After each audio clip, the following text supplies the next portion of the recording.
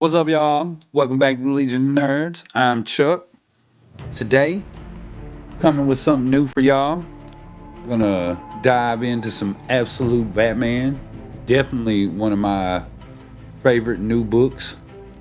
I don't know if y'all have been getting into it. This new absolute universe that DC's putting out, but man, Batman is one of the best. I'm gonna tell you what, this universe is just ripe for Batman.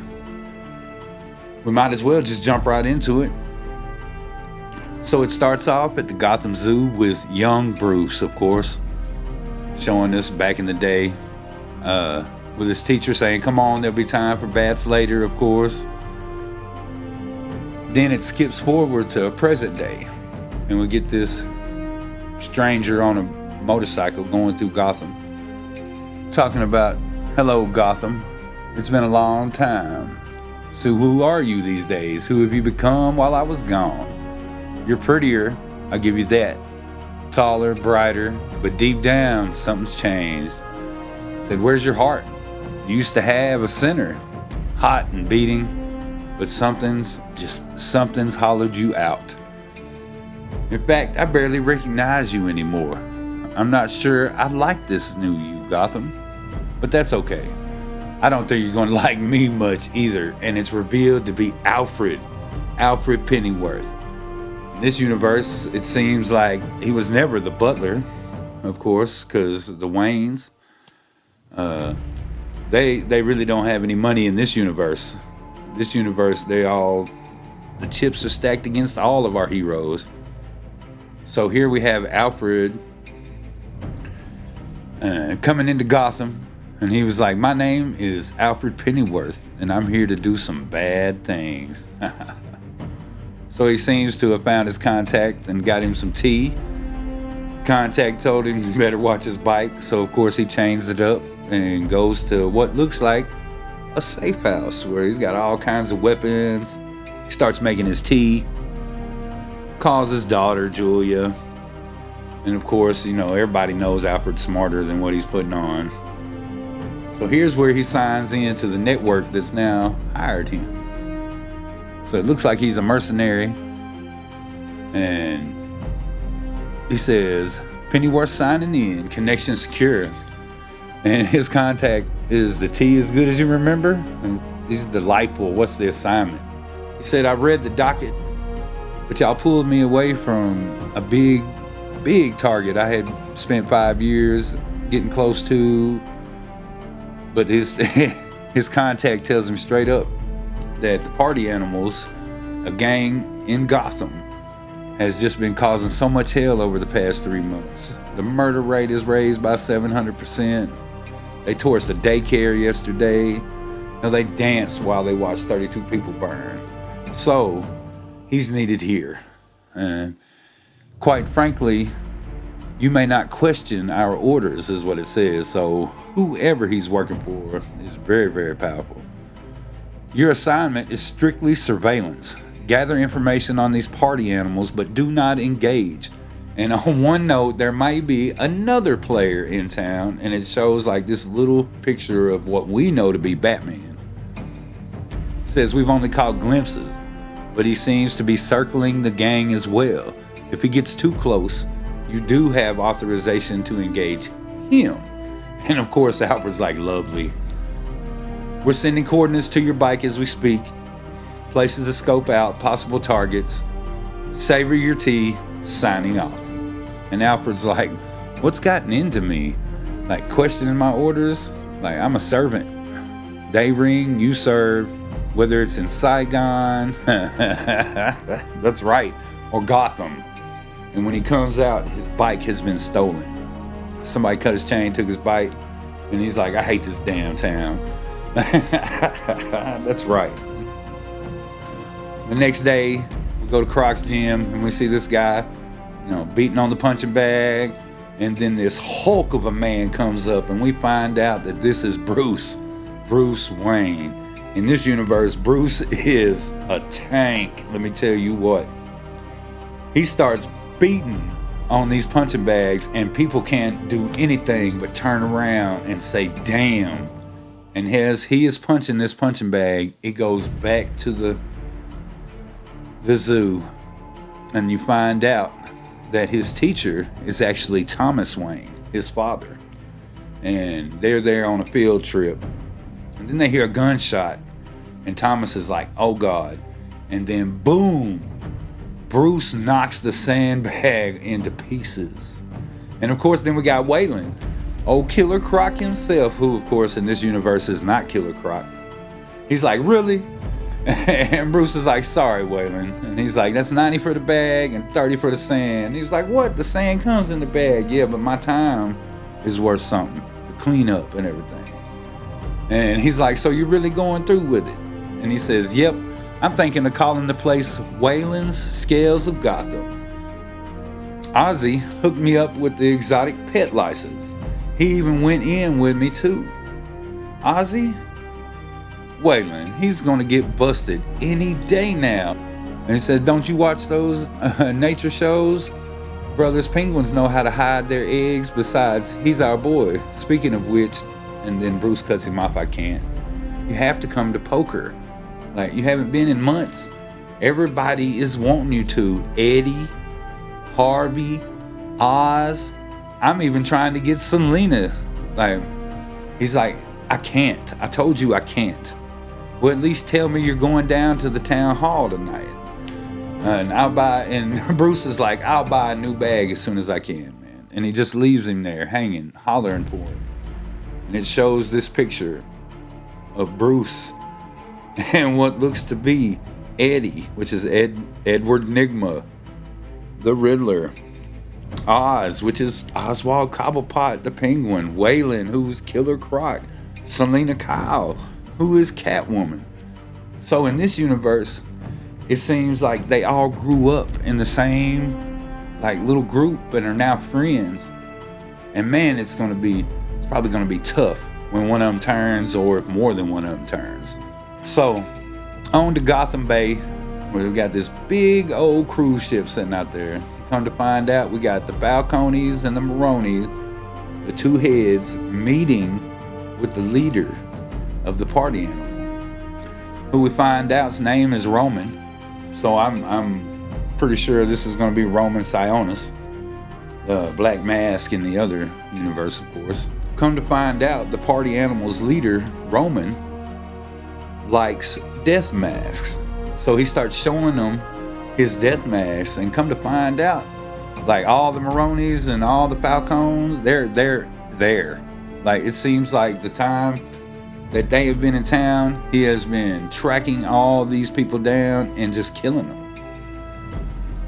Telling you what, looks like Roman and the party animals is just, you don't mess with them, no matter what your name is, because the Falcons and the Maronis are no more.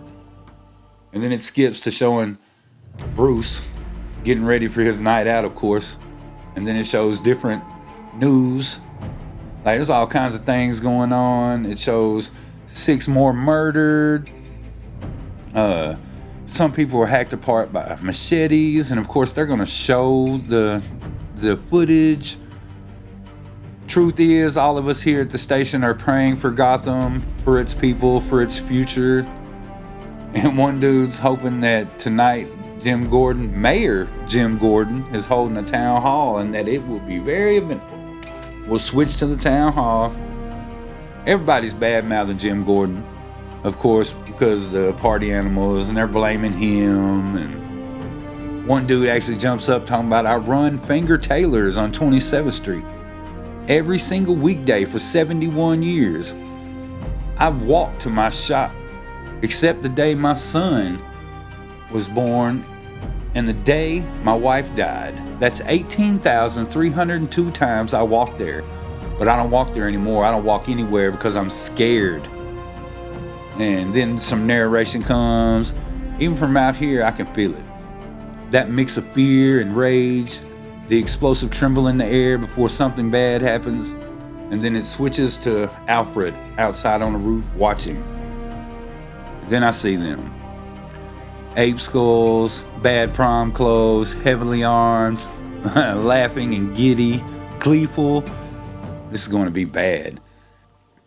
And then he reports in, Pennyworth reporting, sir. Party animals are at the site heavily armed. Copy. Report back after incident. Mass casualties possible, sir. Permission to engage if permission denied. Pennyworth, whatever happens there, you observe only. Then back to Gordon. I promise you, we will bring these criminals to justice now. I'm working round the clock with city police. The party animals just torched the station 2 hours ago. It's all over the news. Cops running around on fire. Down on Kane and 3rd. The cops can't do crap. They can't do a fucking thing. And then Bullock wants to step forward. Is that so? And of course Gordon calms him down. Then there's a big bang. Like somebody dropped a little grenade, flashbang inside. And I think the word you're looking for, Mrs. Die. And here come the party animals in. And of course, Gordon, he's like, no. Up here, you look at me, whatever you want to deal with, it's me. And one's like, hi, Jimmy. Bye, Jimmy. And shoots Gordon. And of course, Barbara's there. Dad, Barbara, just get everyone out of here now. Anyone wants to beg? Tell us about your kids, your sick grandma. We love that. No? All right, then. Rip them up. And then all of a sudden they get ripped back outside and the doors get slammed. And the cops are like, what the hell was that? Everyone move to the back and stay down. My God, there's dozens of them out there, a whole army. And Barbara's, we need to secure She opens the door and right there in her face is Batman. And he says, whatever you hear, do not open this door. Back to Alfred. Pennyworth, report.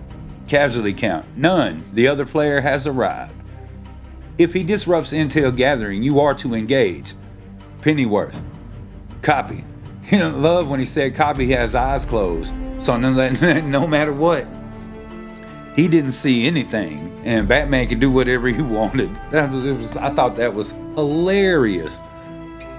And then here come the party animals. Huh? What happened? Who did this? And then they see Batman hanging up. And they're just like, up there. They shoot him and it's like his whole cape is bulletproof. All the bullets start bouncing off of him and then he just drops his little smoke pill. You know how Batman is.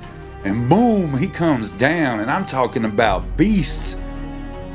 This Batman is a beast. He's just tearing them up and he's got like talons on the end of it. Like, I don't know how he's using this cape, but he's got like talons on the cape. He's tearing them up, throwing them around.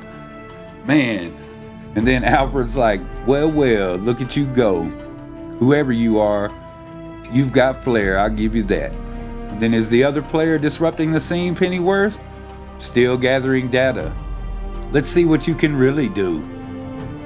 Yeah, and then of course there's lots of party animals coming up. And of course, he just goes to town. Like the ears on his cowl are knives. He's throwing them. Like Alfred's like, you're fast, steady, and above all, focused. You've been waiting for this, haven't you? Yeah, you have. And man, just the whole time, just taking them all out. You're trained too. Mixed martial arts, your own blend. Muay Thai, BJJ. But you're a striker above all. Brutal, yet precise. You're putting on a show. A leg stomped on so everyone hears the crack. An arm snapped over your knee. Man, you're just sending messages after messages. You're enjoying it too. And the knife work, my lord, it's so bloody, yet you miss each artery by just enough. No fatalities at all, not one. So you're an idealist. Bloody hell. Move. Said this big dude come through. He's got this big old hatchet in his hand. This hand has killed more people than you can count. Now I'm going to give you one chance. Get the hell out of our way. So Batman pulls out his rod and just pinches the bat symbol on his chest. And come to find out, it's just a big old battle axe attached to his chest. And man, I'm gonna tell you what. Woo! That party animal comes to him, it's just one swing.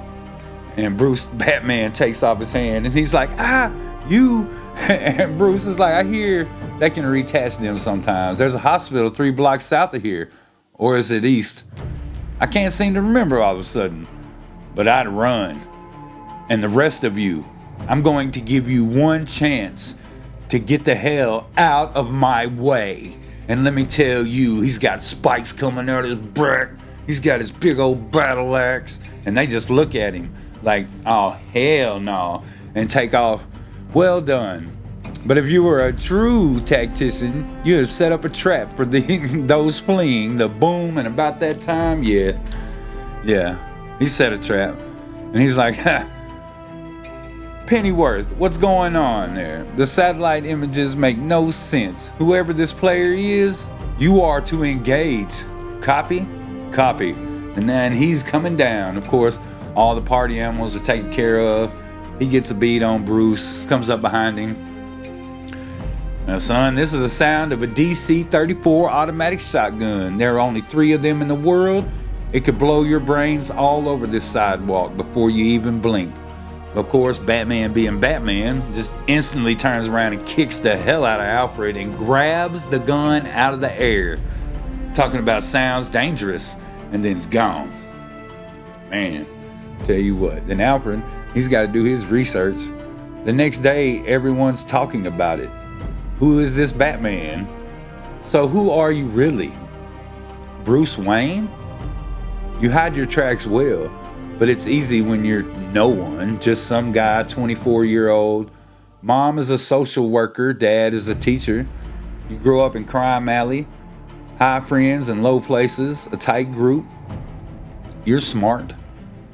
Excel in school. Your parents have you tested and you score over genius level. Then in the 5th grade, you win a student engineering competition, creating a mobile collapsible bridge that can be used to bring aid to locations hit by catastrophic damage from war. Cataclysm. The design is origami-like, based on the anatomy of a bat wing, and the prize is a trophy and a trip for your whole class to the Gotham Zoo, where all this starts. And of course, it has showed Bruce going back to the zoo to putting the flower down. And then it shows Thomas putting them up, talking about follow me now. Of course, he hurries the kids into a room, everyone inside. There's a shooter on site that's just shooting people. And he's telling the kids to get to the back. And Bruce is like, Dad, get inside. But of course, Thomas, being Thomas, shuts the door and tells Bruce, whatever you hear, you do not open this door. And he shuts the door. And of course, I'm sure this is where Thomas gets shot and Bruce starts his vengeance path. After that, you lose yourself for a while, lash out, rage at the world, but then you find yourself again. Something inspires you. You straighten out. You go back to school and get a scholarship to the best university in the state. But when you get there, you're injured in the first week. A soft tissue tear. I've seen the x-rays though, and I've been in command of men who faked injury to escape duty, and I suspect that's exactly what you did. But why? You were good enough to be a star, even go pro, because you were saving your body for last night, for all this, whatever it is you've built. You study applied mechanics, chemistry, criminal psychology, military theory, socioculture, history, everything to prepare. And then you come home. You set up in Gotham. You work in the power grid, then the water department, then sanitation. After that, you intern at City Hall, studying public policy, macro and micro, learning your city, the body, the brain, every damn part of Gotham, until finally you come full circle, ever the engineer. Creating, building, you even fix what you break, repairing the stairs you blew up last night.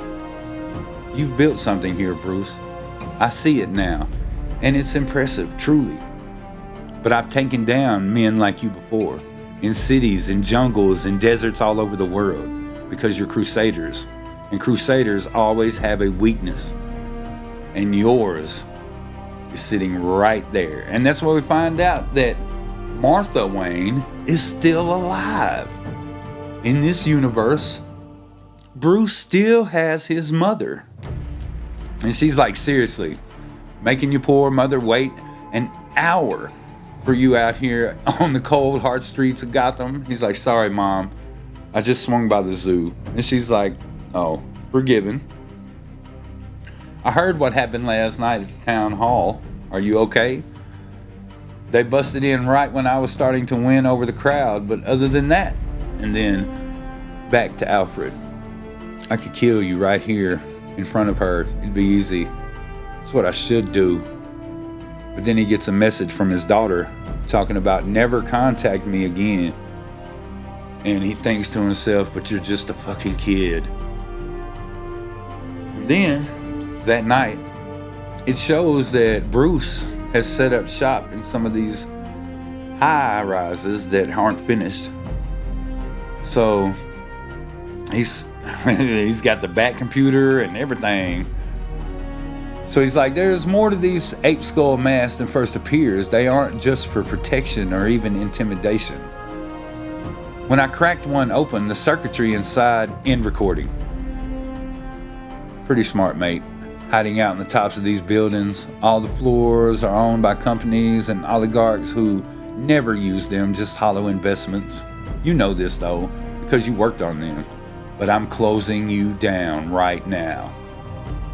Oh, well, here's Batman standing in front of him with his gun. Well, I thought you were better than that, son. You got cornered and all those ideals go out the window because Batman's got the gun hanging at him. Oh, yeah. Alfred's like, just give me the gun, kid. You're no killer. But Batman pulls the trigger. And come to find out, he also has Alfred's bike. Whoa, that's right. Alfred, still alive, is like, and then a few things happened very fast. First, I realized the little fucker modified my prized shotgun to be non-lethal and ruined it. Second, I hear that very gun clatter by my side as though he's saying, you can keep it. And third, I hear this roar, the roar of my own damn bike. That's right. Fourth, his voice as he tells me, you're not the only one who follows people. And then he takes the bike out the window, out like from the top of this high rise. And lastly, I hear the sound of glass shattering as he rides out the window 1,000 feet up. And Alfred asks, where the hell is he going to land? And then it shows Batman flying through the night on this bike in front of the moon. And he said, and Alfred says, I think to myself, maybe you're not so bad these days, Gotham. That's right. Let me tell you what, Absolute Batman is just, man. I know this is supposed to be the ultimate version and all that, the DC version of the Ultimate Universe. Man, I'm so excited about these Absolute titles. Now we have an epilogue. And it shows Alfred. He's like, I'll get him next time he interferes. And his contact's like, understood, just stay focused on the party animals. And for what it's worth, your old target? We lost him somewhere in the Philippines. He's in the wind. Thought you should know. Alfred's like, lost him 5 years. I tracked him while he studied with Henry Ducard in France. Then killed the poor fucker. While he trained with the League of Assassins and then killed them. And now he's in the wind. Man, in Manila, in a semiconductor manufacturing plant, we have 2 pilots in a plane. So, just sir, nothing else? No Mr. This or that? Nope, they're all fake anyway. Jack, Arthur, hell, even I don't know his real name. When you're one of the 30 richest men on the planet, you can be whoever you want, I guess. Think he'd want to be my rich, generous best friend? Don't do that, don't joke. Why? You didn't hear? This guy never laughs, not at anything, ever. That's why we call him the Joker. That's right. So in this universe, the Joker has all the money. Instead of it being Bruce, it's Joker. And whoever his family was has that money now. And I can only imagine what we're going to be seeing now. I'm so excited about this. So ready for issue 2. And as soon as it drops, I will be bringing it to y'all. Y'all make sure y'all let me know if y'all been reading Absolute Batman, and if you haven't, go pick it up and let me know what you think. Yes. I'd love to hear all y'all's theories about Bruce and all the villains being friends and growing up friends, and how that'll affect each other when at least one or two of them turn villain. You know that's going to happen, of course. What's the Joker having all the money mean? Oh man, that's right. Woo! And if you like what I do here, make sure you hit that thumbs up, subscribe, hit that notification bell so you get all the nerdy goodness.